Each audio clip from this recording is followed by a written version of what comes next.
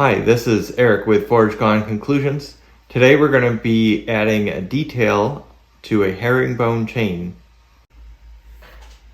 So this is our herringbone chain. We're going to be adding a circle pattern that's going to zigzag up the chain, and we're also going to be changing the clasp to a Freedom Magnetic Clasp. All right, let's get started.